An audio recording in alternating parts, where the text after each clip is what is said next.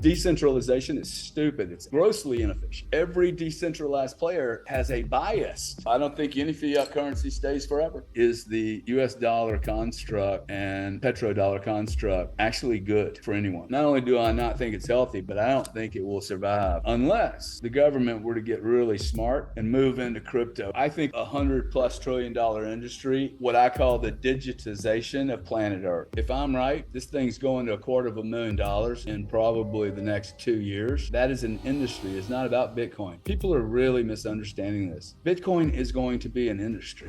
How you doing, buddy? Pretty good, pretty good. How are you, Gary? Good, man. Good. I got a little confused about our meeting. I thought it was at 1 o'clock today, but I'm hanging out with you, dude. So happy to be here. Thank you, thank you. Yeah. Yeah, it's 1 p.m. my time. What time is it over where are you So based? I'm on the East Coast. It's 11 p.m. Oh, wow, very late. Okay. Thank you for doing it so late. No, no problem, man. I like to living up to my commitments. When my assistant gets here, this will never happen again. She's out. She's been out for 2 weeks. So Oh no. Thank you, Gary. I really appreciate this. Um, it's Andy, right? yes. So what do you do? So I have an online education company called studying.com, and we teach people how to build online e-commerce businesses. We show them how to start the Shopify store, source the products, run the advertisements. So we show them the whole process from A to Z, and we sort of walk them through the process over 12 months. Oh, that's cool. And do you sell them that on like a subscription program? I take it. So we used to do subscription, but now it's sort of like a one-time upfront payment. Right now we charge 17,000 USD for the 12 months. And if they can't make at least 17,000 USD, we give them a full refund. Oh, that's cool, man. And no problems. You don't have refunds, a bunch of refunds and chargebacks. Before, when we just had the course, that was more of an issue. But now, since we sort of guide them through one-on-one, it's more sort of in-person coaching, and they shop on a weekly call every single week. Usually they get results. But prior, when it was just the digital product, that's sort of when we had more issues. Yeah, right. Yeah, the internet is not sticky unless there's a human touch, I think. That's it. And human touch is hard to scale, but I think I had to sort of take 2, 3 steps back, put in the hard work, and hopefully we'll be able to figure out a better way to scale this time around. Yeah, good luck, man. Good luck. That's how we started one of my businesses. I don't know how much you know about me, but we started we got into the payments business because in like 2007 or something, I was at a trade show and I met a young guy like you, and he was selling t-shirts. It was a trade show with a bunch of internet players back in the day of who was the affiliate network, the big affiliate, Click Booth, all those guys. ClickBank. Yeah, well, ClickBank ended up becoming a very large client of CB911's actually for a lot of reasons, right? So, but when I saw what the internet was doing, www, it made me realize from my commodity background, oh wow, everything's getting ready to be commoditized. Because when you create a marketplace, a virtual marketplace, or any marketplace where everyone gets to see what the input prices are and the output prices are, transparency leads to commoditization. Commoditization leads to a massive reduction in margin. And this is what all the legacy players fear. But volumes explode. They always forget, yeah, but dude, the volume's going to explode with the caveat, can't have any friction. Now, the problem with the payments industry is you got so much friction, and the friction's coming from the plumbing. They call it fraud. Half of your chargebacks were fraudulent claims. I'm in trouble with the FTC right now over this because I'm like, they made their reason code was it was fraud, yet the product was delivered not once, twice, 3 times. No one's even saying it wasn't delivered. It can't possibly be fraud. It was delivered. Okay, you agreed that you put it on your credit card.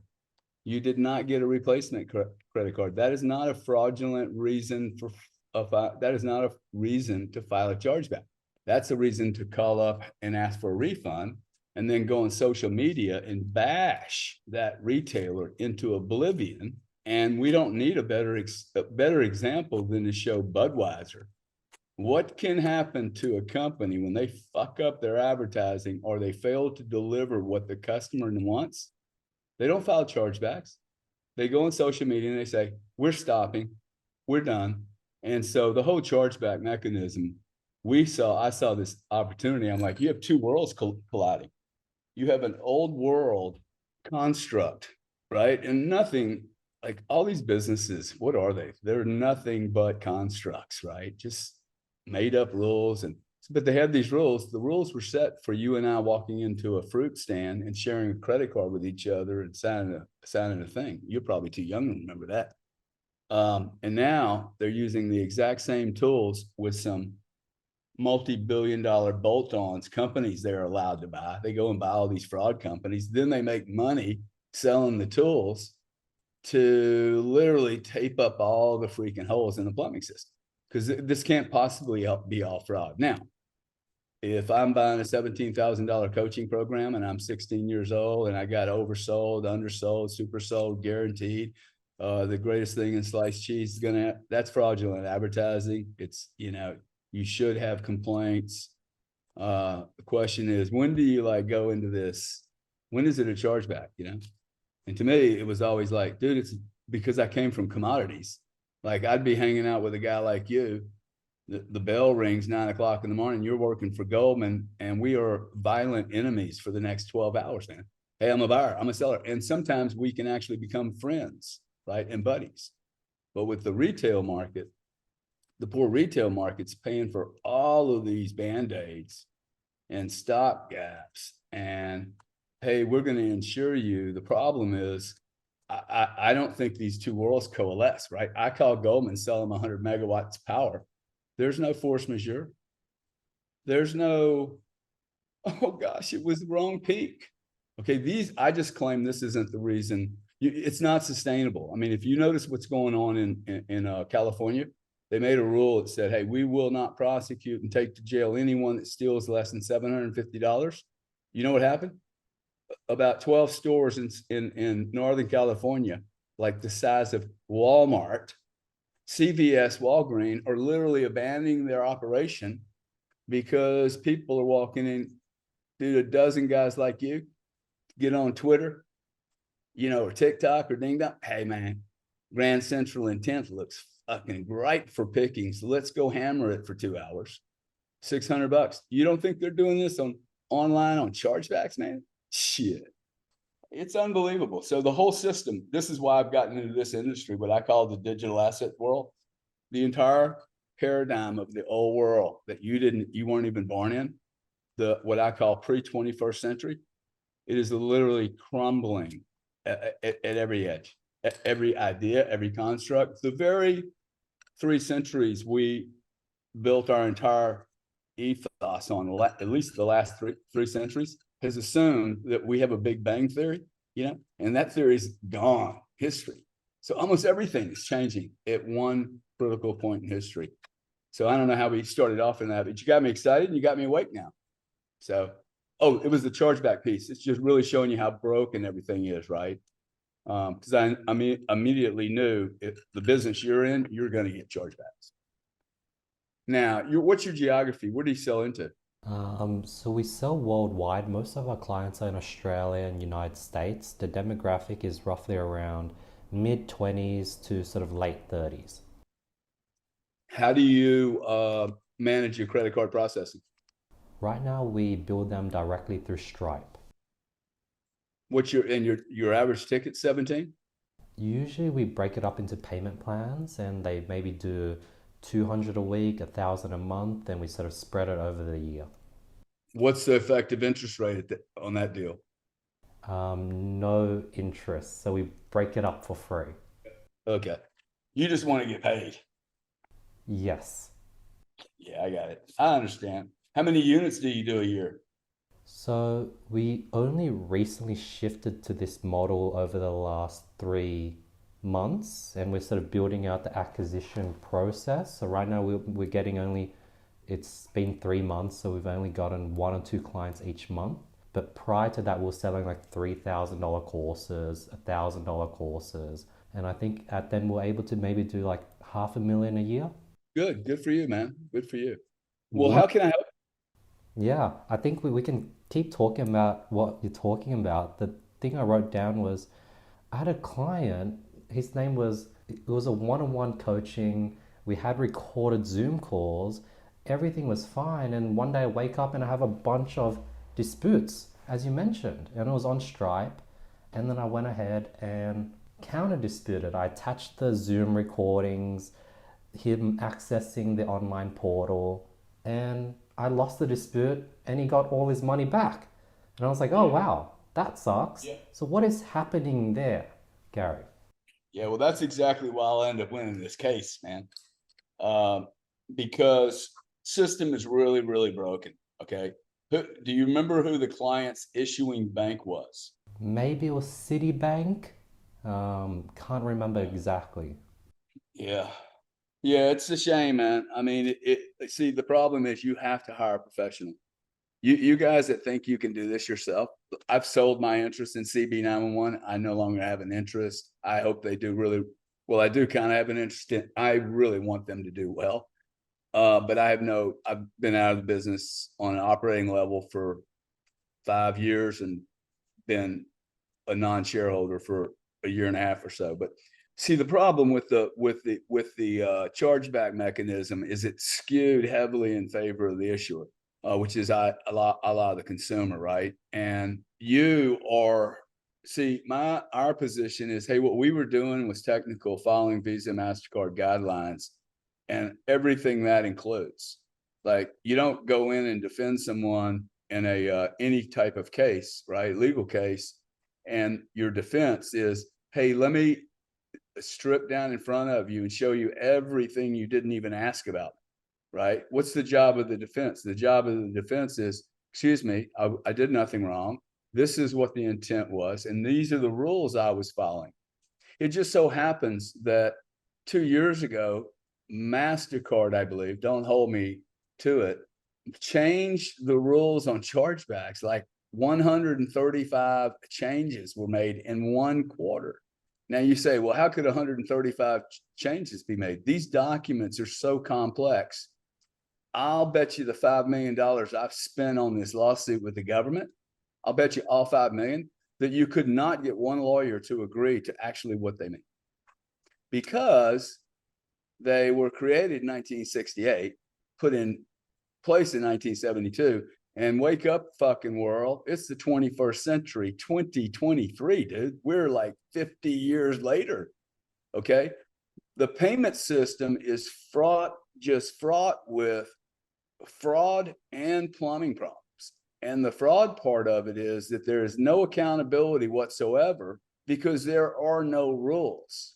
See, there are no real rules. Like in the commodity markets, right? Like you go start selling it into, and I know you're like saying, hey, why is he bringing up the commodity markets? Well, let me tell you, the guy that makes all this shit that people buy, that the whole Visa, MasterCard banking system has like gotten everybody on the drip, a bunch of zombie consumers, okay? So here we are, we have a matrix. And if you I look at businesses and I literally want to know from get-go, just like playing a Monopoly game, hey, how do you get to the end, right? Tell me everybody that's in the value chain. And then I go find a piece of the value chain.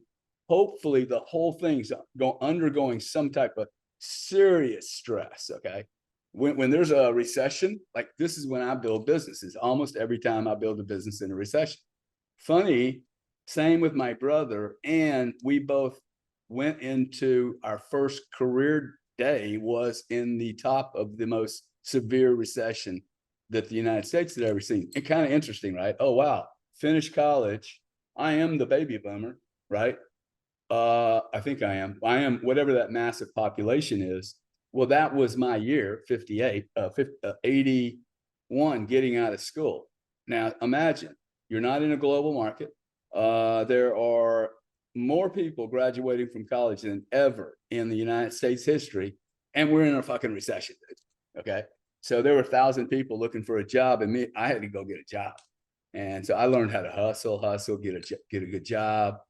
Where I'm going to is the guys that make this stuff, okay, for the dildos and the coaching programs and the blah, blah, like these are all consumption goods. They are not necessary. Now, I'm not trying to hurt your business. I think people need to be coached. I've spent millions on coaching. I've spent millions on stupid shit too, okay? And because you know why? Because my job in the Matrix is to do one thing.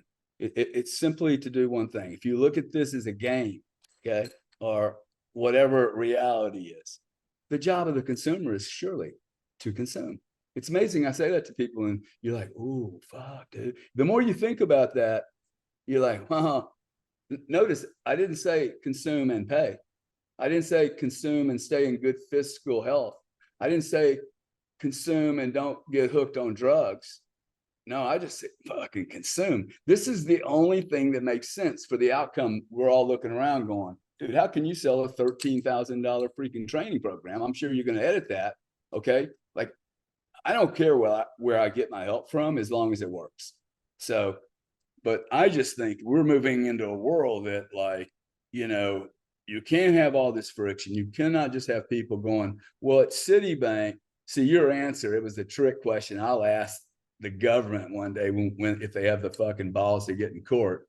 Hey, by the way, why did the defense ask, well, who was your acquiring bank and who was the issuer? You know what your answer should have been? Dude, it shouldn't fucking matter. The rules should be the same, okay? And so here's a very, very good example. You see this logo in the back, my digital assets, right? Very good example why the digital asset universe, 21st century, compressed technology capabilities, AI, find a gap in there. It's going to be like mercury flooding into every low point in the history of mankind, because this fractionization, this, you know, basically massive decentralized banking system, it's decentralized, ends up in a bunch of decentralized pots of P&L. Barclays, oh, I got losses on chargebacks. I got customers complaining, and then Bank of America, and they're all filing chargebacks against each other and receiving chargebacks again. So much to the point they hired 62,000 people in the United States and Europe, $6.5 billion overhead of what I would say are absolute amateurs with extreme bias to keep their P&L from taking negative hits from chargebacks and or chargeback dispute related cost centers. Like when you call up Bank of America tomorrow morning, understand that is a $27 phone call for them, right? As soon as you need any service, it's 20, you know, dude, you just figured out, hey, white glove service pays better and I retain my customer better, but it's a $27 phone call. And in fact, if it's a professional, if it's a fucking professional like me, it's a $3,000 phone call. So you're never going to get to me. You're just going to end up with the robot. Now let's move to artificial intelligence, right? Well, I could rant forever about this chargeback situation. Do you really think you can build artificial intelligence without one set of rules? You cannot have, well, let's see, if it's Citibank having a chargeback against Strike based on their current balance with high risk buckets of bins that they fucking do load balancing on an international freaking basis, load balancing on a merchant, like, dude, they're doing it on an international banking basis. Are you kidding me? Like, y'all are bitching about a guy having 100 bank accounts. It's like, you might want to go check out how the back end of the banking system's working, because people are fucking shifting risk, chargeback ratios, treasury note rate. Dude, I lived in this world. Of course we are. When you have a market that's opaque, transparent, bunch of shit doing deals being done on the high end of the, you know, the back end, and then, you know, in another set of alleys because they're selling crack. Well, man, look at those guys. You're like, dude, my buddies are calling his buddies, hey man, let's go wipe this, let's go shark the fuck out of this company. People say this doesn't go on. It absolutely goes on. It goes on all the time. And markets are not correct, because if markets were correct, I think the credit card industry's, like, their multiples are stupid with all these problems. Like, why is it that you can't, you're a smart guy, why is it you can't go into a card scheme, public shareholding in a card scheme and see how much money they make from fees and fines? Okay. In fact, hey, what about the US government? What's their little treasury note? Look, what's their treasury bucket while the guy gets a bonus and hey, he gets kicked up in the Senate or, you know, sucking some guy's dick on the Congress floor because he wants to like advance his career. I mean, this is scary, man. Okay. It's scary because it's all in the dark. And the beauty about digitization and the blockchain, I think I could win. I think I could run on this platform. I'm getting ready to meet with a guy named Vivek who's running for president. He's going to run, I think. I'd do the same thing with Trump, but if I'm giving some PR advice right here, this is the campaign I would run on. First here, dude, Andy, I must like you, man. U.S. government shall be on the blockchain audited every 10 minutes. Okay, now that's outlandish, right? But amazing. Imagine that. Imagine if everything that the US government did was on a public blockchain and audited every freaking 10 minutes. Now, that is the right way to run a business, okay? Even if I could accomplish 30% of the mundane stuff, not the secret, top secret, super alien stuff and who stole $1 trillion from another guy, you're never going to get there. It's going to be on a private little deal, right? Under another super private little deal that's, you know, it's going to be rabbit holes upon rabbit holes. I'm not suggesting that, but imagine if the chargeback space employs 6 billion people. Now, I'm talking about before there is a chargeback, okay? There's 62,000 people going to show up to work tomorrow, whether there's a chargeback. Now, AI shows up. It has no rules because Visa, MasterCard, American Express, Discover, and the Chinese banking, the Ant Financial, none of these people have the same rules. Oh, by the way, none of the terms and conditions of any retailer selling on the internet are consistent with the other. Why would that possibly be? If indeed the government wants clear, transparent trading, everybody knows if they're buying a subscription or if we're buying a dildo that's made out of mercury or steel or Coca-Cola.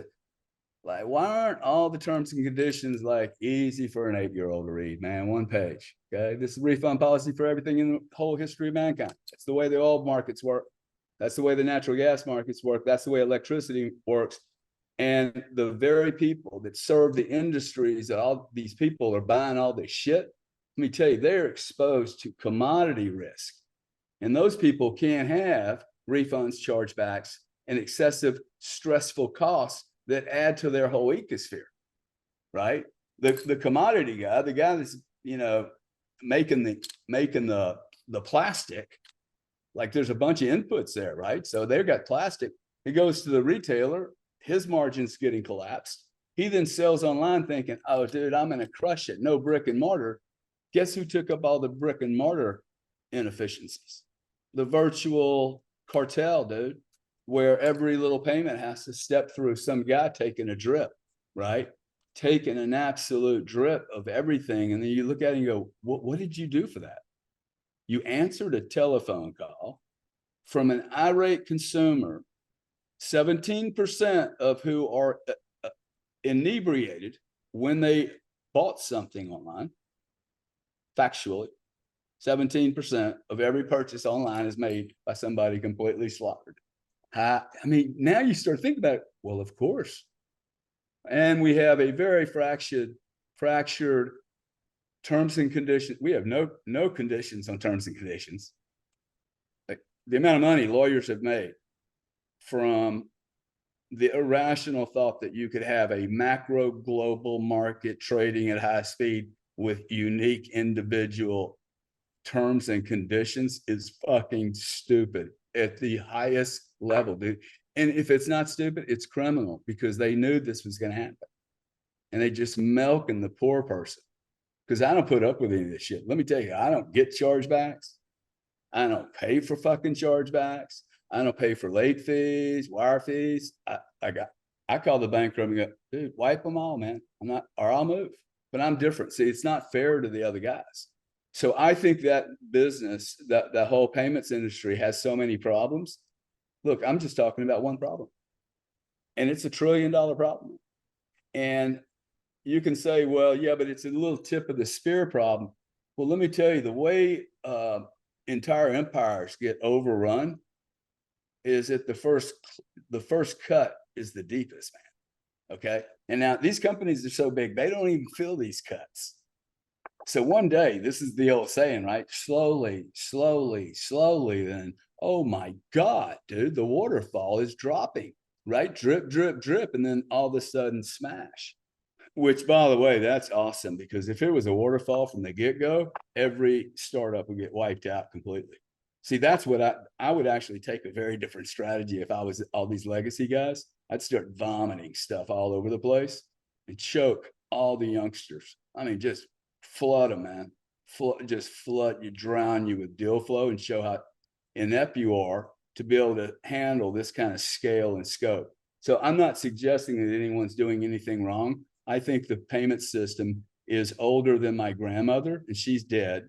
She's been dead a long, long time. And they're literally holding on to a skeleton. I love these people, okay? They're some of the best people I've ever met, but the world's changing, man. You know, I need a road that can handle my Range Rover. I need a dashboard that tells me I can do 110 and not worry about my tire blowing out. And I don't need to know how the Range Rover works. I feel very comfortable doing that, right? I have no knowledge. It's no friction, bang, bang. It always works. 13% decline rate in the United States. Okay, 7 on a good day. That's ridiculous. 13% would suggest there is a massive amount of criminal fraud, stolen credit cards. And this is before you get to refunds. Okay. And this is before you get to real criminal stuff, right? Criminal stuff, people stealing credit cards. My view is, and I want to get off the payments conversation, is that the only fraudulent chargeback that should ever be filed is when you have your credit card stolen. And it should be automatically reissued at a cost to the bank with a new number, fucking terminate it. You know, why are you filing a chargeback against Andy and you're not terminating the entire use of July on that same credit card person? Because it costs a lot of money to reissue a new credit card. That's why. So when you start looking at the cost that is burdening the system that only one person pays, it's either the merchant who risks the capital to advertise on Facebook, Google, and some of these other bullshit sites that, like, if we lifted their skirt up, let me tell you, we would see one of the biggest crimes in the history of mankind, perpetrating consumers at a level I don't think history's ever seen. Okay, because you know they got a problem with chargebacks. Call Google, call Facebook, and say, "Hey, don't offer any more subscriptions. Stop them. Don't do it." Literally 2 phone calls. It would happen. You don't like negative options? Call Google and Facebook, dude. It terminates the whole spec. If you have an advertiser with a subscription on Google, we will fine you $1 million. Poof.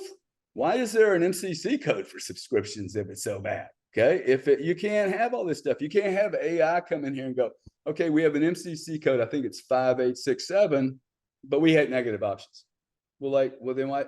Is it legal? I mean, I know you guys say you hate porn, but you take, all the porn, you just charge 350 basis points for it when you charge a normal guy 100, which is another, I mean, that's an expose on 60 Minutes. Why is it that Visa and MasterCard penalize illegal MCC code at a rate 300%? Why? How do you it's brand risk. Brand risk. Like, is it legal or not? Oh, your shareholders don't like it. Is that it? Yeah, your shareholders don't like it, but they are okay with it at 300 basis points. Cool. Now I know what kind of shareholders you got. That's awesome, dude. The morals of this group are like, wow, I will get paid to do something I don't really approve of doing. And I think it's a lot of money. I wish they would shut down all of this type of marketing. They don't like the Joe consumer. And I think they would be very surprised that these people will stop shopping at many places because they can't afford to buy. These consumers cannot afford to buy most of the products online the way they're buying them in these programs because they're broke. And they're broke. So what they do is they go, hey, I'll try a little gimmicky thing and take some risk. And I will remember to make the phone call in 10 days. And the problem with the whole system is like, dude, this person entered into a contract with a retailer. Okay, cool. Let's assume it's a scammy retailer and he makes his product up. Quite frankly, most people I know that sell some of this stuff, they're buying the stuff from the same people that make the products, the commodity people. I mean, there's 3 companies in the world that make serums for facial stuff, which, by the way, is 13% of the entire plastic market, okay, is health and beauty. So if you look at the consumer, this has been going on 200 years, man, where consumers want to buy things that make them feel good. Okay. Humanity is broken. They'll spend $2 on TikTok. Okay. I mean, the girls hit me up on TikTok and they're willing to give their bodies in an hour of their life up for $100, man. Okay. And then you go to TikTok and hey, guess what? They'll do it for 1,000. I mean, like, I've never seen anything like this world, right? I'm not judging it whatsoever. I'm 65 years old and I think I'm the youngest guy in the game because I'm looking at this from a macro level going, hey, the whole infrastructure is broken. This is akin to having the first horse and buggy, the first car trying to roll around on the old infrastructure that the horse and buggy was built on. And it's going to come to a breaking point. I think we're there, actually. We're there both from a regulatory point that they've lost total control of being able to, like, they're literally bouncing around from big issue to big issue. I can't go that far. I was going to give them a little break, but I think they're sticking their nose in the stuff that they don't understand. Like, you can't have 3 different global macro sets of rules about how payments work with the consumer and stop forgetting the consumer is in one domicile. And like, he didn't give a fuck what the rules are in Japan or in Saudi Arabia. He's like, hey, dude, I just wanted to buy the product. Well, what's wrong with having a global terms and conditions? Hey, what's wrong with having a central depository? Hey, you file a chargeback, it's going, this is what I wanted to build at CB9. I wanted to call it the clearinghouse. Everybody laughed at me. It will only ever get fixed where you have a central depository. You remove all of the decentralized players because decentralization is stupid. It's grossly inefficient. And I will argue, a long time with these Bitcoin people that decentralization is extremely inefficient. The only reason you do it is because centralized people have the same issue that the credit card industry has on chargebacks in their decentralized thing. Every decentralized player has a bias. He is extremely biased, usually on one side of the equation. It's a cost issue. His P&L has a bias. 99% of these banks are vendors. Let's really call them what they are. They're vendors. They're not banks. There's only 3 or 4 banks in the world.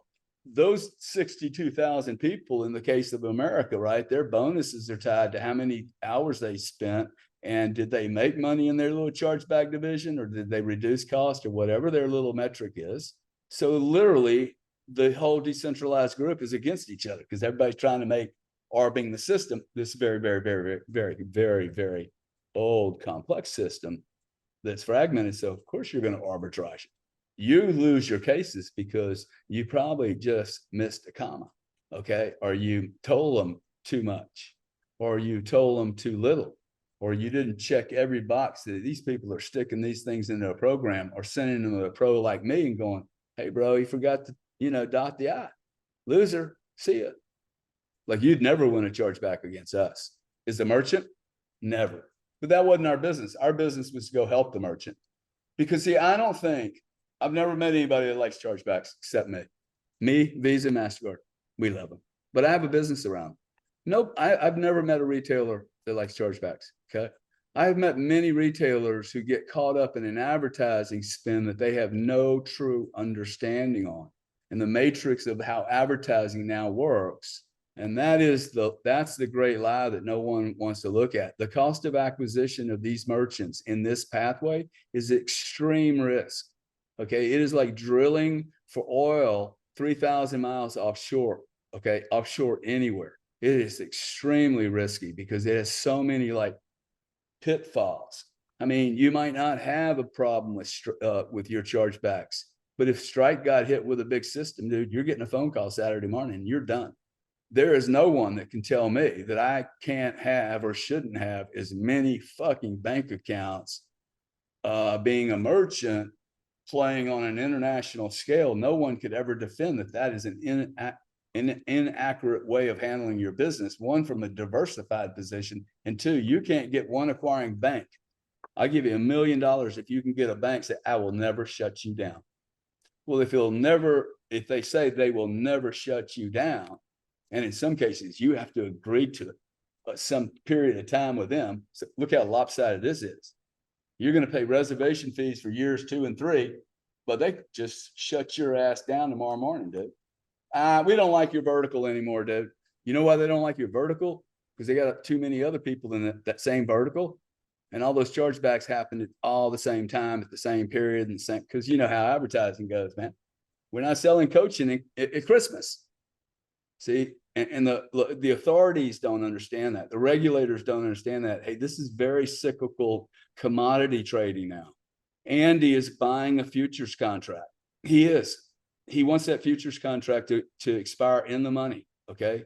You're selling an option, a very simple option. In fact, you're telling the guy, hey, man, you hang with me, guarantee you I'm there. Okay. But you got to do your piece of the action. He bought an option from you. You don't charge him $12,000 immediately, right? So it costs you probably $1,000 to make the sale because you had to hang on the phone with him. You're trying to help him. You're not selling him anything different than an automobile. Okay. Like it's the same thing. He saw value there at that moment. Well, now that I use the automobile, I don't know about you, but every time I bought an automobile and sat in it and drove out the driveway, I was like, man, I wish I could have, should I have done that? Should I have gotten this color? And the buyer's remorse is part of the consumption thing, usually, if you have a conscious buyer, right? So it gets fixed because it gets on the blockchain. Actually, it won't get fixed because it gets on the blockchain. I think you're going to have a host. Dude, why would you ever? I would give a 15% discount to take Bitcoin. This is what I think is going to happen too. I was with a Visa, I think, a long time ago, and I said, hey, why do I have to pay the same amount for my batteries online?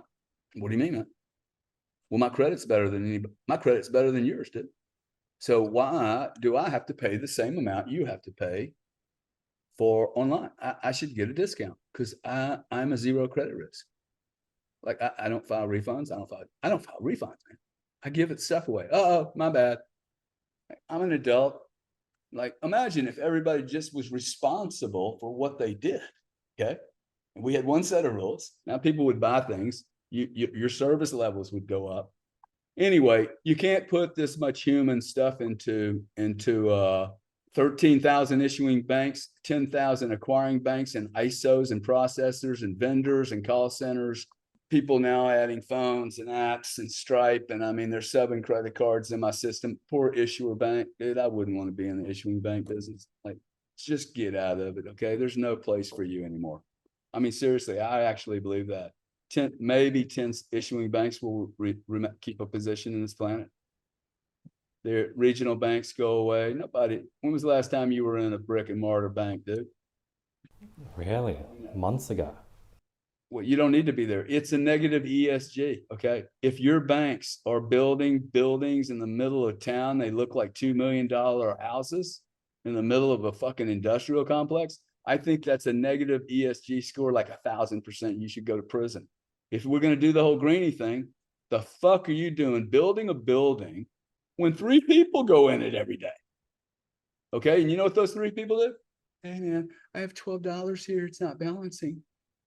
I mean, really, that can be handled with a robot. Okay, that's what like we should be laying our hands down to the manners of technology, saying thank you for coming along at exactly the right moment, because everything, including, especially in the United States, dude, it's 100 years old, at least the whole construct, the entire construct, the euro dollar, the way we look at the world and need to be the military police. Everything is failing. Okay. And I think we're gonna hit a point of, hey, one of these sides got to win. Okay. So I hope I'm wrong, but I think you're reaching a point where something's got to break, because it's neither, you can't be this polarized for this long and be efficient. I think America's going to start losing position pretty substantially. What's your thoughts on sort of the US currency staying the reserve currency? Well, I don't think any fiat currency stays forever. This one's been going on a long time. This is the second oldest currency in the world. Most people couldn't name number 5. We've had how many hundreds or thousands of currencies fail? Not one currency has survived the lineage of mankind. So I don't think I need to get into this, the engineering of why, but like, all I have to do is look back in history and go, wow, they all failed. That's interesting. Now, why would that be? Well, it's because somebody's taking something out of the bin and they're not adding value back into it. That's just the base. I mean, it's Rome, Egypt, the Egyptian. Come on, man. It's not rocket science, okay? When you start spending more money than you have to start doing something. I know the story of Enron. The story of Enron started in 1987 on a crude oil trade. What happens is that you make a mistake in your life, whether what's a human being and what's a corporation? They're entities, okay? It's just an organism.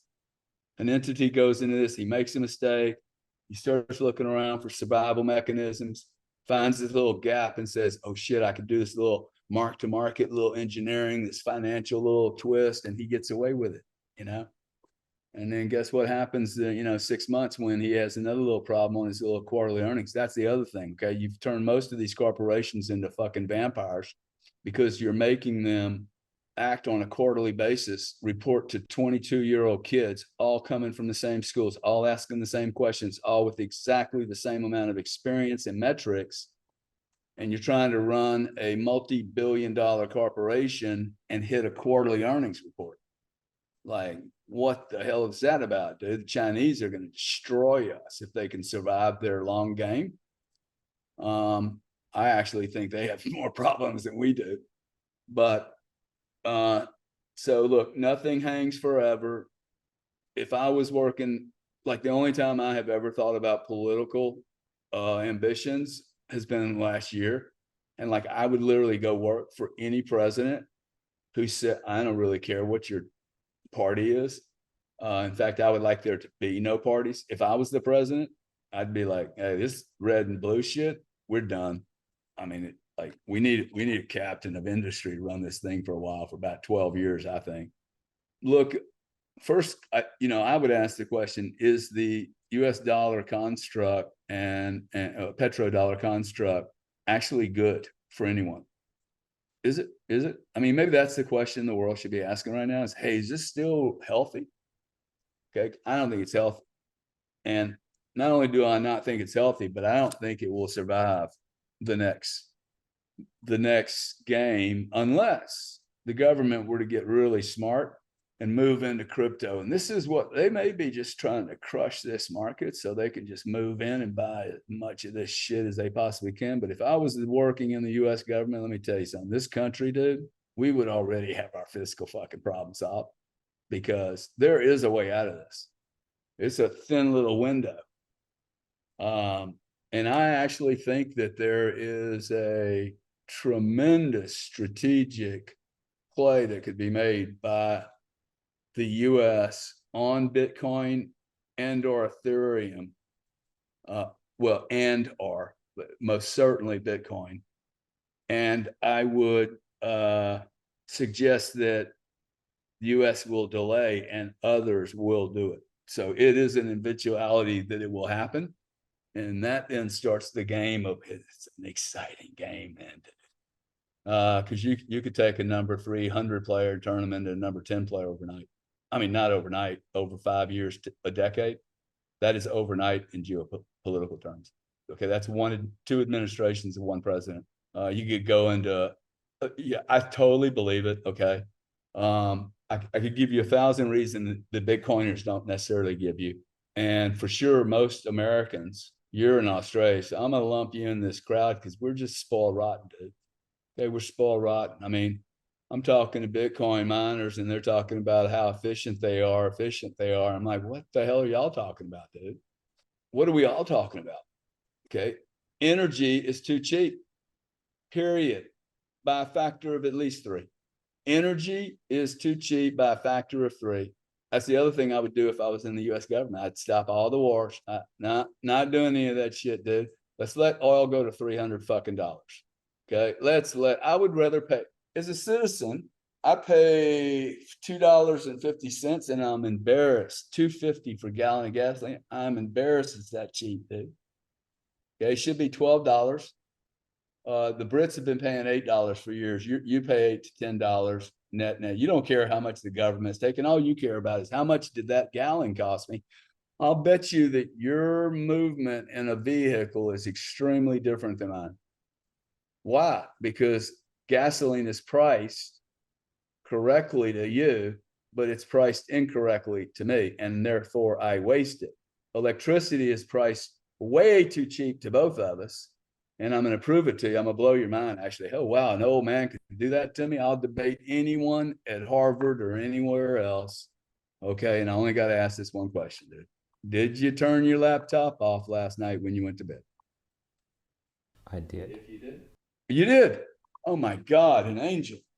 Okay, so you're one of 3,000 people. Did you pull out the plug from your TV at source? No. There's 60 million people in the United Kingdom. Okay, that's about the size of Australia, right? What are y'all, 40 million, 48? 30 million. 30 million. Everybody pulls the card out of the wall. 300 megawatt coal-fired power station goes off the grid. We're so spoiled, it's ridiculous, okay? We're so spoiled. I mean, why do you keep the freaking TV plugged in if you power down the computer? I'm sure most people don't, dude. I bet I got 5 computers in here, 5 TVs. I burn shit up like it's ridiculous. And that is showing because it's too cheap. So I think our paradigms are so messed up. The other thing is why the greenies want the cheap price. Let oil go to $300, dude. Start arguing about the war. Don't argue about the carbon, because you're not going to win the carbon problem when the Chinese are putting up a power station every week. Okay, like I'm not up for any substance. I'm not fucking helping carbon reduction if the Chinese are going to blow out coal. It's a ridiculous waste of my money, man. I might as well go do an Elon thing. Hey, let's get the fuck out of here. So, we have a global geopolitical market. We have massive tension in that geopolitical fractionization that just 2.5 years ago, everyone had an erection about how global we were going to be and the commerce we were going to be. Wow, didn't that change? We have COVID one period of time, and the next day, right as COVID gets resolved, magically, almost like, I don't know, ABC doing their soap operas in the middle of the afternoon, Turkey blew up like a freaking storm. I mean, literally within 12 hours, okay? So I feel like I'm in a drama that's got a script being played by other people. There's a multitude of stages, and the show just keeps getting more and more interesting, offering opportunities for people. I would ask you the question is, hey, why are you being a retailer in a market that's fraught with a bunch of risk when $100 trillion industry is being farmed right now while you talk to me? Literally under our feet, the entire foundation is being restructured. And why are you not wasting your time, but why sell something to consumers you can only sell so many to, because the system will break you if you get too big anyway, right? And here's $100 trillion industry that, wow, I'm 65, dude. I never need to ever work ever again in my life. I just sold a business. I've been in 4 industries, and I'm looking at this industry going, this thing is awesome. You're too young to be looking at this old world, dude. I mean, I'm asking you, hey, where's the ups? Where's the ups on selling a sales program online with knowing that the issues that comes with, and knowing that you cannot control most of those outcomes. In fact, none of them. You're in a business that you cannot control whether the Stripe's playing with you or not tomorrow, but you're committed to play no matter if you like it or not. And if your volume shuts down, you still pay them some reservation fee. MasterCard could change the rules tomorrow morning. We don't like coaching programs above $8,000. Let me tell you something, dude. When I was 21 years old, I saw the federal government come in and go, none of you people that signed 30-year contracts with ExxonMobil, none of you have to honor it. None of you have to honor it. We have to deregulate this market. ExxonMobil just took advantage of you guys and all their buddies. So game's over. Contracts are gone. See, I don't like being in businesses like that because I can't control a lot of shit. Like, I'm really good at what I do when I focus on something, but I can't, I mean, for instance, I'm better off going to Las Vegas than playing in the stock market. I think the stock market is one of the most rigged casinos. It's so bad. Okay. But my odds are literally better in Vegas than they are on Wall Street in the equity market. I'm sitting on top of a digital asset world where I think everything we do in the next 5 years will be measured, accounted for, tracked, traced, and it will all be digitized, and most everything we do will be Uberized. We will not pay monthly fees for these services. We will pay as we use it, and we will love it. Like, I think the Klaus guy that everybody hates, you might hate him, dude, but I think he's telling the truth. You're not going to own anything you should never have in the first place. See, that's the piece they don't leave off, that they don't add. No one should have ever owned a home, man. It's bullshit, dude. Look at this place. Oh, you can't see. There's no, like, I want to rent, okay? Smart money rents, and smarter money owns something that can be rented, right? So I would rather rent something and take my capital, own something, and rent it out to someone, because I'm not fraught with all the headaches. I don't believe house is a good investment whatsoever, especially if you start thinking about, like, hey, if I like, hey, man, want a job? Want a job? Come work for me, Andy. Move, get rid. Oh, dude, I got a house. Oh, good, dude. I'm glad you got a house. Fucking sell the house, dude. Nah, dude, can't sell the house. You know, I mean, it's my grandmother, or I just bought it. And I'm like, whoa, like, why are you putting that anchor around your neck, right? Why would you? Oh, yeah, well, you know, my girl really likes it. Well, fucking let your girl go make $1 million on the farm in Australia, making jalapenos, right? Like, fuck, dude, this is a real world, right? You're not going to make any money on a farm, you know, 2-acre farm.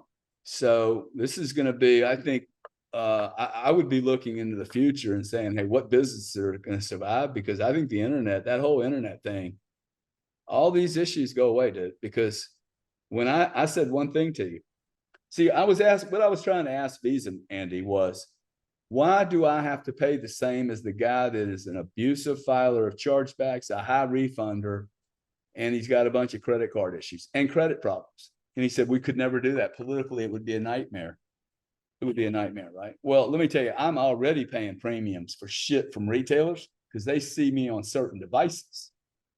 So I already know I'm paying a premium because they're targeting me because, oh, that cat's got the Google. Look at all the other devices he's got. He's rich. Okay, so I know, hey, prices move. Batteries, AA batteries, 6 months has volatility of 30%. Woo!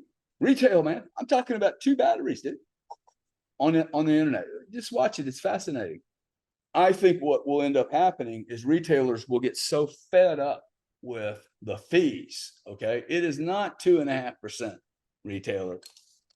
Add it all in and you go figure out what that fee is. Okay, you're leaving 4.5 to 5% on the table by the time you get everything done. You do not settle for 180 days. Like, literally no retailer like you can go to bed for 180 days for the sale you made today.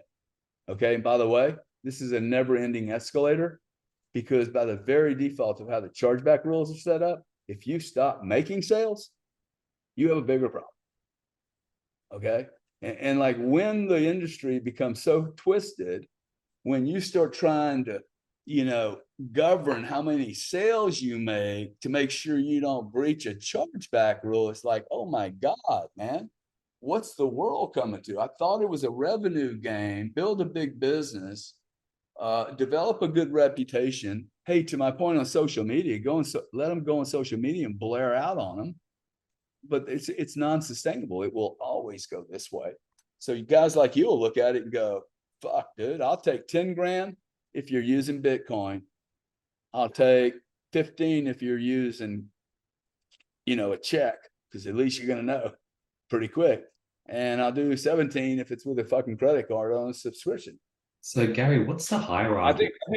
I think you will see some of that, but the only retailer that won't do that deal wants, he doesn't want to honor his deal. See, it's a beautiful thing, right? Like, I know a retailer that wants to hit me on Bitcoin, like, oh, really? Like, you're going to honor your deal in a smart contract. I don't expect that's going to happen for coaching programs very much, but you just need a little bit of the edge to start happening. and then it starts to crumble. Because we started out how groups work, whether they're oligopolies, duopolies. Well, the retail segment and that group that serves them, they too will act as an organism. They'll respond kind of like a herd, right? And at some point they'll get fed up with it. Anyway, let me shut up about payments, and then I got about 10 minutes, man. And then let me get out of here, please. Okay. I wrote down a bunch of different things. Talking about the $100 money industry, how do you get into that? You're talking about how like you wouldn't be getting into a business where everything's working against you. Then what's the alternative? What's the question? Maybe I'm not sure. You mean the digital asset in the 100 trillion? Yeah, you talked about how if you were me or if you were young and you were starting a new business, you wouldn't be getting into digital products, you wouldn't get into coaching, you wouldn't get into retail, you'd be getting into this sort of digital ads, like money industry. Is that what you mentioned? Yeah. Or what does that mean? Yeah, let me make sure that what I really meant was, hey, we have a evolving, I think $100+ trillion industry, what I call the digitization of planet Earth. Bitcoin, blockchain, Ethereum, maybe some of these other tokens, maybe not. I don't care. I'm not really here to. Bitcoin alone could solve many of these problems, and they will. I'm very pro other people that want to compete with Bitcoin. I think they're going to get chewed up like little pieces of pretzels on a freaking blistering hot day with a tidal wave hitting it. But everybody gets to bet on what they want to bet on. This is the cool thing about this industry, dude. First off, you're going to look at a $30,000 a digital asset called Bitcoin, in my opinion. I'm my twin brother's. I think I was one of his very first investors, if not his first. And we were buying doors in Arizona, apartment doors. I said, hey, I don't need to know the cap rate. Tell me how much you're paying per door. And we were buying it for 25 and 35. I'm like, I'm in, dude. Let's just keep doing this, right? Well, I think we're going to look back. Now, those doors are $200,000. I think we'll look back on Bitcoin in 10 years. We'll go, whoa, I could have bought Bitcoin at 30,000. It's the same as the apartment door. Isn't that interesting? So that's one. Guess what?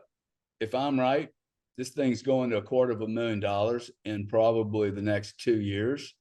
This is one of the greatest opportunities for people that are unskilled, unknowable, unknowledge to go tap into a whole world of digital information, get some information on this industry, and ask yourself, why wouldn't you want to be at the very beginning of that industry? That is an industry. It's not about Bitcoin. People are really misunderstanding this. Bitcoin is going to be an industry, okay? And there's going to be a lot of things wrapped around it. So I'm trying to hire people right now, and guess what I don't need? I don't need you to know anything about payments. I don't need you to know anything about finance. I don't need you to know anything about anything that anyone teaches you in college, dude, or high school. But I can't hire anybody just in high school. So this is an opportunity as a blank canvas for any person, skilled or not skilled, genius or not genius, to actually show up in this space. And how do you do it? Like, I don't know one entrepreneur that has too many great people picking up problems for them. Now, I've never met. Ask your next guest, hey man, have you ever had just too many great people? Have you ever had too many people jumping up going, hey, can I get your coffee, dude? Who cares what they're doing, okay? Just anything to make the brains like easier to work. I don't need to be doing accounting. I'm better off doing something like this with you. People go, hey, how do you make the time to do stuff with strangers? I just walked past 13 envelopes full of mail. I will not open those. I don't care about those. I'm not going to like get all, I'm going to hire somebody to do that. And they'll do it better than me, right? And so now I'm actually giving somebody a job. I value them. Okay, cool, dude. I'm only paying you 30. I'm paying her 60 grand a year or whatever. But like, you're going to do it all. I don't even want to see it. Okay, tell me when there's a problem, so that I could, like, I think, hey, if this guy does something with somebody and he's honest with them one day and it helps somebody, how can that hurt me? Can't hurt the universe, possibly. And the only reason I was saying that to you was I stay away from businesses that I have risk I cannot control. I am a trader, dude. Like I will stop a trade so fast it'll blow your mind. But I'm not a trader. I'm actually a speculator. And once I get on a journey, notice I tell you, hey, I spent 17 years at a company and I sold all my stock on one day. Well, most people didn't do that. They sold a little bit early and they just, well, guess what? That became a lifestyle business for them. Me, I looked at it and went, party's over, dude. Sell, buy, move on. And that's what I wanted to do with chargebacks. Left $200 million on the table because my partner was a ding dong. And I look at this industry and go, wow, I bought Node 40. I'm doing a $12 million raise on Node 40 will be the best business I've ever bought, ever. Fucking, if actually Node 40 actually might give me a good reputation for having an eye for businesses and ideas and strategy. This is going to be such a cool deal. See, there's a business that like we have the ability to completely transform and shape the rules by which other people measure the financial value of their assets. And that's so cool, man. But I don't have a tax background. No, I failed accounting. I haven't balanced my checkbook in like 1,000 years. But I don't have to understand that stuff. I have to understand, hey, look, you have an analog world, okay, a legacy world, and all that comes with it, board meetings, quarterly earning reports. Dude, the whole thing comes fucking shambling down. Because in order to live in the digital world, you have to have consistent rules, man. Everything's measured. And that's what we're going through right now. We're just capitulating all over the place. We're having little tiny strokes. You know, vampires going to show. We're going to see so many bad companies, dude. General Electric's been a vampire company for, I think, for 10 years. Vampire, okay? Horrible, horrible company. Masquerading as a good guy. And there's a lot of them. You know, another example, don't get too comfortable. When was the last time you even thought, heard, or listened to the following 3 letters? IBM. Kodak. See, I mean, it's like, but they make a lot of noise in the beginning, but when they die, dude, nobody really hears about it. It's just a whisper, right? A little whimper. People just forget because they're like NVIDIA, Google. Okay, but someone's eating somebody's lunch, right? There's been a restructuring of the entire monopoly board. And I actually think the United States and the whole world is getting ready to go through another challenge they've never seen before. And let's end with this. The United States government has never, ever had to compete with people who have a better fiscal condition as individuals than the entire government. Okay, you're talking about guys now that have so much money. I mean, there's a reason the Chinese kind of reconditioned Ma, right? I mean, everybody says, oh, no, none of that happened. Well, Mr. Ma's behavior today is a little bit different than it was 3 years ago. I think that's really undeniable. And I have never met a man that couldn't be put under pressure to do something. We have people now worth, I mean, I think there's probably at least 20 trillionaires on the planet and has been for a long time. The United States government could really find itself in a very bizarre position if 3 or 4 of those trillionaires, like that is a lot of zeros. Okay, what if 3 of them decide, hey, you know, I'm just going to go along Bitcoin, dude. I'm going to squeeze everything.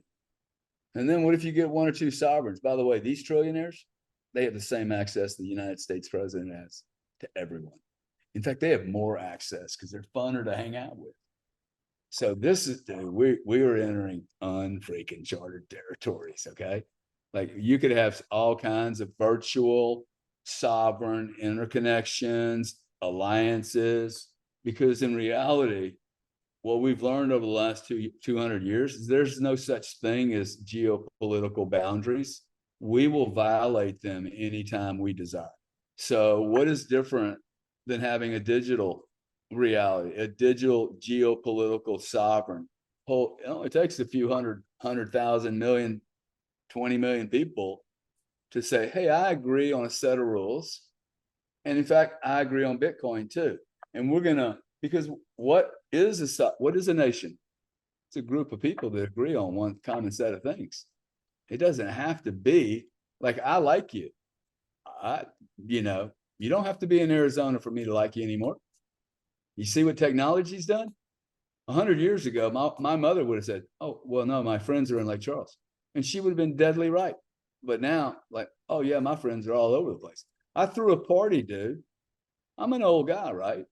I should stop saying that. But I'm not like, I threw a party of 300 people here 2 months ago. 15 of them were from Twitter Spaces.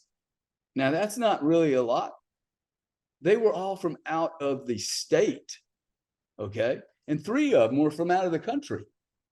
15 people out of 300 show up on Twitter Spaces, and I saw them having a blast, and we became really good friends. So this world, dude, we're playing in a whole different universe here. And that's why I asked you that question. Hey, why is a young guy working in an industry having to learn a lot of nuances about Stripe and payments and having to pivot freaking when there's an industry here? Go find a guy like me, dude, like that, and learn it, okay? Because you will be 1/1000th of a percent of people that do this, and no one is going to ask you after 6 months, hey, how many colleges did you go to study Bitcoin and digital activities or NFTs? Dude, nobody asks. Nobody gives a fuck. The baggage you're coming with is actually a problem. It's a problem. And that's what I'm actually moving Node 40 to basically be able to use. It's a taxing, accounting, forensics tool for crypto. And my direction to the team is, hey, look, make the answers of what we do such that a professional taking care of the Bitcoin investor who understands mostly what he's doing, so that the professional doesn't have to understand blockchain or Bitcoin or Avi or anything else, and he can understand, but he understands numbers, and he can understand, boom, boom, here you go. Now that's value, man. Why are you going to make an old 60-year-old? 80% of the tax and accounting people in the world 60 years old. You're not going to make them learn this, but you can give them, you can exploit it by giving them something, saying, solve your problem. There'll be so many businesses. I could build 5 businesses right now. Last question, Gary. Given that, nothing is real, everything's fake, money's being printed, it's all digital, nothing lasts, companies always get forgotten, where do you stand, given that sort of nothing lasts and nothing matters and everything's fake? Well, I don't think that I said everything's fake. I think everything, my body's going to drop one day. My heart's not going to be able to handle it. I think I go on. I think we have more freedom than we've ever had. We have a lot of news now. That's a lot of bad news, a lot of craziness, nuclear war, this war, and politics. But as a world, we have more freedom than we've ever had. We're spoiled rotten. You, me, we're spoiled rotten, dude. Spoiled to the fucking core, okay? We have become convenience addicts. I believe that actually I have never met someone in the last 25 years that is not an extreme addict, okay? By the very perfect definition of they go into frenzy and change emotional behavior if you take certain things away from them. And that could be Prada shoes. It could be Netflix. The sad thing is, the products just become worse and worse and worse. But they're all junkies, dude. 92% of all the opiates consumed on planet Earth, North America. Okay, why? Like most of the gambling's done in London. All the advertising is gambling. Y'all too. Y'all love the gambling shit, right? You don't think Bitcoin's going to take over the gambling market, dude? Ain't nobody paying 7% fucking processing fees for gambling when they can do it with crypto. Watch. Visa, MasterCard. I'll tell you this, Visa, MasterCard, you get spanked. You get spanked when you lose the gambling business, okay? When the gaming and gambling business starts to move to crypto, game's over, fiat. Porn, same thing. And they will be the first to move to it because they made the plastic industry. The porn industry made credit card, the credit card virtual online web, www. It made it, and it usually does make every industry. Gaming and gambling, I think it's a severe part of the income stream for processing. It'll move to Bitcoin. Because what does the gambler doesn't want? What does the casino not want? I know we're not reversing trades. Okay, the chargeback business had gambling, casino type gambling customers, and we never ever saw a chargeback that was a winner. Probably just a coincidence. It's probably just a coincidence that the only chargebacks ever filed were gambling losses. All right, buddy. Listen, good luck to you. Congratulations. Don't I know we didn't cover this, but you can't just use any of my stuff, smash my name or video stuff out there, right? I know there's a lot of that stuff goes on online. Please, I haven't even asked you to do that, but do not. If that happens, it won't be fun for either one of us. I know that space really well. I would also say, hey, bro, there's easier ways to make a living. Really. Gary. But I'll tell you something, that industry, extremely valuable to learn from if you start looking at, have you read the white paper on Bitcoin? I have not. Oh, bro, come on, man. Go read the white paper, dude. Very, very interesting. Okay. Satoshi's white paper. You can even get it on YouTube, and they'll do it on YouTube. It's 22 minutes long. It's not Satoshi's white paper. Consume everything you can, dude, about digital assets. Okay. You are living in the making of history. We will write about this. McKinsey will write novels about this one day. And I'm literally the largest transfer of wealth and power. It's not just about the money anymore. Greatest transfer of wealth and power in the history of mankind. And study Michael Saylor and study his stock. See what he did to a $60 stock by thinking out of the box with Bitcoin, dude. All right, man. Thank you very much, dude. Thank you, Gary. I really appreciate your time. You are so gracious. You're so passionate, and I love how authentic, real you are. I had a ton of questions I wanted to ask, but I was just listening, so I didn't want to interrupt. But thank you for your time today. Did we cover most of it? I think we sort of went on a bunch of different tangents, and I loved it all. And I have a bunch of questions, but I think just from listening, I sort of got the gist of the answers. So I really appreciate your sort of your rants. I've learned a lot. Cool, man. Take care. Have a good one. So yeah, that was another episode. Usually I ask a lot more questions, but I just didn't want to interrupt. But hopefully you guys got some value from today's episode. It was very cool, very unique. Like I've learned so much. It was like we went on like a bunch of different topics. So hopefully you guys got value, and I'll see you guys next week with another episode. Peace.